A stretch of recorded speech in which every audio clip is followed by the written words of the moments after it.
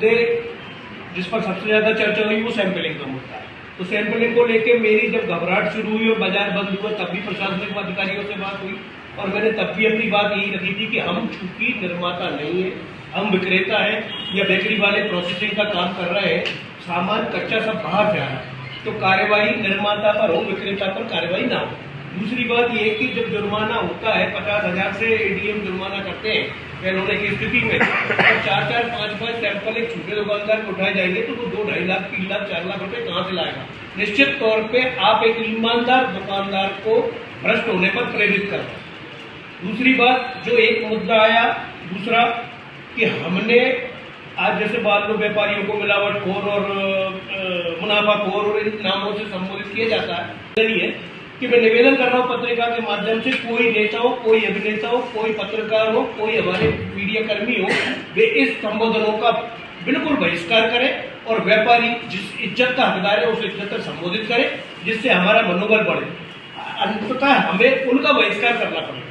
जो लोग व्यापारी को इज्जत नहीं देंगे हम उनका बहिष्कार करेंगे, किसी भी माध्यम से करें। हम बहिष्कार के लिए निश्चित तौर पर और आंदोलन भी करेंगे।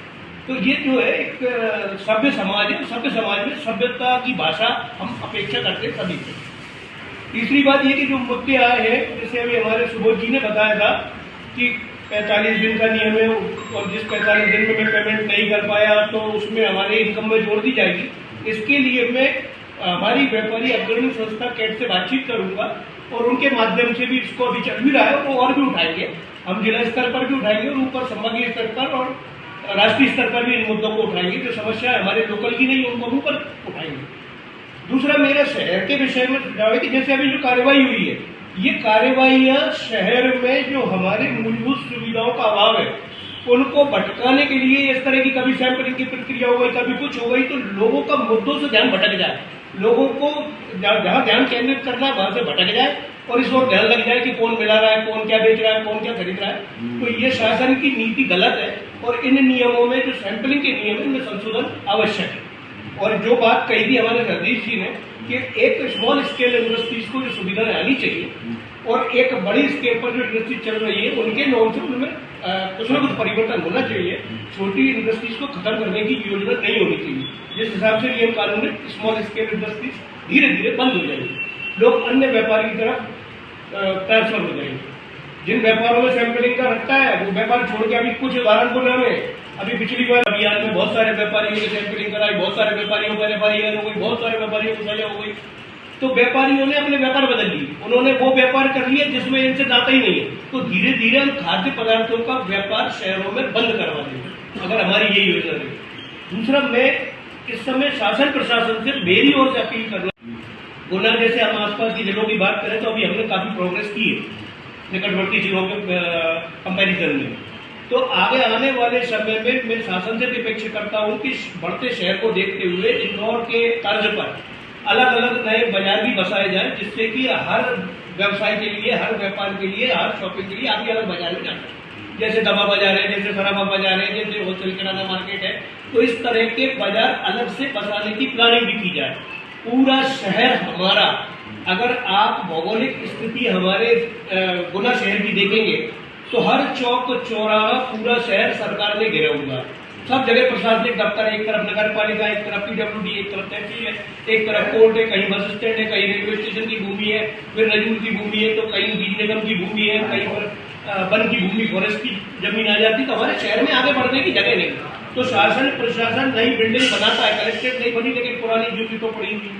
शहर में जितनी भी चीज है, जहां जहां प्रशासनिक दफ्तर है वहां पुराने खाली पड़े, खंडर पड़े, कई सारे नई बिल्डिंग बनी है, रहवासी इलाके भी बनाए गए प्रशासनिक अधिकारियों के लिए। और हमारे कैंट में पूरा अमला अपना इसका पुलिस विभाग ने घेरा हुआ है।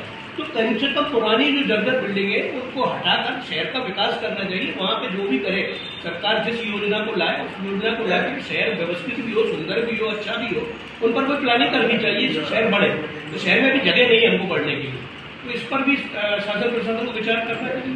इससे हमारे शहर के नागरिकों को अच्छा लगे कि हम बड़े शहर में रह रहे हैं। एक बड़े शहर का दुख तभी आएगा।